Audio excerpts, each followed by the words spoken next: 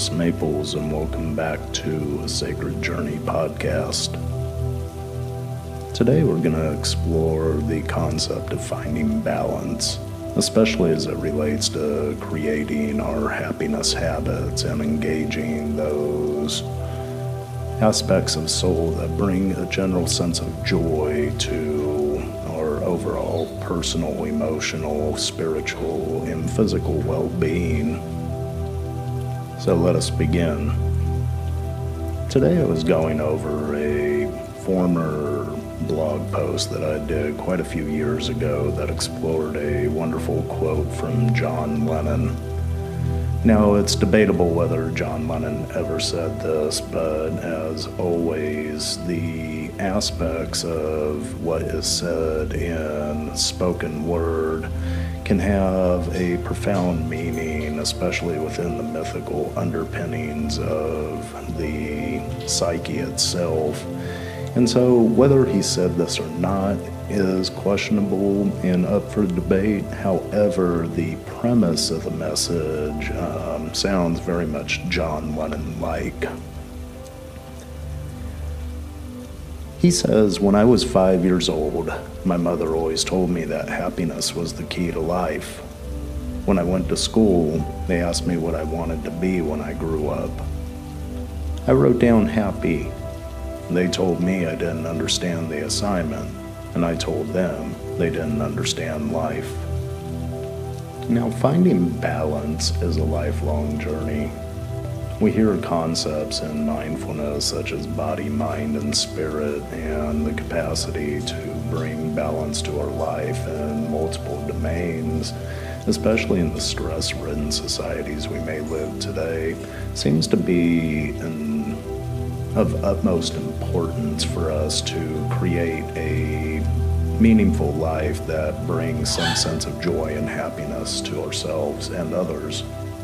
And as always, you may hear some birds in the background. My recording studio is next to two parrots, and you may see them in some of the other video podcasts that I do. So please never mind them. They also want to be heard, I believe, especially as it relates to them finding their happiness habits. Now, when we're working with balance and finding balance, what I'm reminded of is the polarities that are so common to the archetypes that drive the psyche. Yin, yang, right, wrong, good, bad, night, day, holy, evil, happy, sad, love, hate. These are all concepts that vie for our attention as we strive to make sense of our emotional journey called life. The number one request I hear from people with whom I've worked with for the past 2 decades plus is there's a collective undertaking to search for happiness. However, if we search for happiness, especially as a calling, it seems, in essence, what we're looking for is shown to be not present in our life. If it was present, why would we be looking for it? Now, as a psychotherapist, I deal primarily with emotions. While many may label emotions as maladaptive, and yes, this construct is socially supported by a myriad of pharmaceutical commercials that we see present in any news channel or any television channel that promotes psychopharmacology or pharmacology itself, the essence of these commercials seem to promise an aspect where happiness and a carefree life is created through taking a pill of some sort. Now, this is a dangerous undertaking within psychopharmacology because really what pharmacology controls is aspects of neurotransmitters and chemicals within the brain that within itself can create some forms of happiness. But in the end, it doesn't create habits that maintain a sense of self-efficacy and underlying foundation that really helps to sustain happiness throughout the lifespan. This has some historical context as well, even as far back as the conquistadors who searched for a fountain of youth or the capacity to find something that would make them eternally youthful and therefore happy of not being able to be subjected to the myriad of complications and problems that age and emotions itself creates.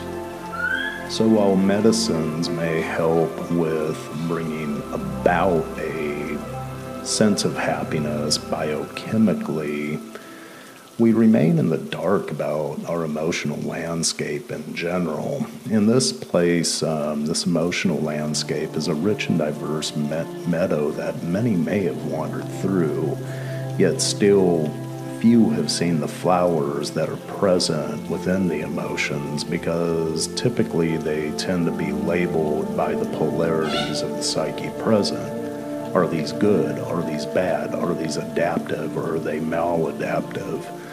But emotions themselves are really just inputs of information that allow us to make decisions and take corrective action if things are moving more towards a negative pole versus a positive. Now, it's important to realize that happiness comes from the idea of realizing self. We may have a vision that we put in front of us, and as we move towards creating that vision into reality, we build skills needed of self-efficacy, which therefore creates self-esteem in the journey itself, not in the destination that's reached. And so when we put something in front of us, let's call it a goal, or let's call it a dream, or whatever you want to call it, it could be a vision. When we put something in front of us, we ultimately create the means by which we could begin testing ourselves to our current limits that we see possible. And as we expand upon those limits step by step, we create the willing capacity to grow as a person. And this really underlies the journey of self-discovery that underlies also the general need we have to ask ontological questions such as who am I, where am I going, what's the meaning of life. And so when we begin to look for happiness, first we need to realize that happiness is something that is within. We control what we assign happiness to.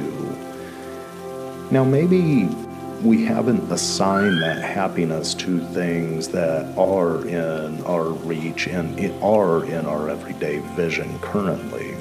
If that's the case, we need to start with simple gratitude exercises, because if we could be grateful for what we have now, we could create a willing energy, a positive energy to create more of that in our life.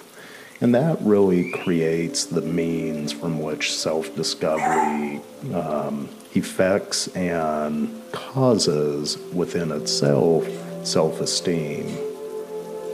So a little food for thought and today. What old habits are you looking to get rid of? What dead skin needs to be shed from the essence of your being to make room for the new and more beautiful sense of self that you wish to create?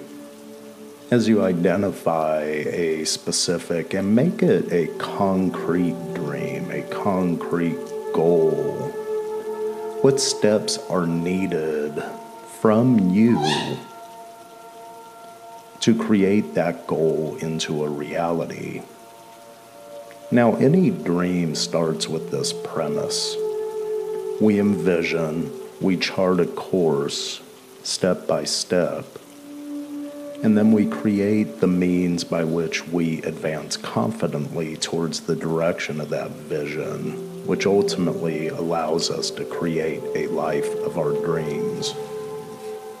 I look forward to any comments, suggestions, or anything that may have arisen in engaging with this podcast today. As always, I'm very grateful that you spent time with me here today, and I hope that this podcast has brought some insight into the way that the psyche works as we undertake a sacred journey to advance confidently in the direction of your dreams. If you have any comments, suggestions, or have any questions in regards to topics that you may want to have explored, please leave a comment in the voice comment section. I'd be happy to answer that in an upcoming podcast. As always, thank you for joining, and I look forward to working with you in the future to advance confidently in the direction of your dreams. Goodbye for now.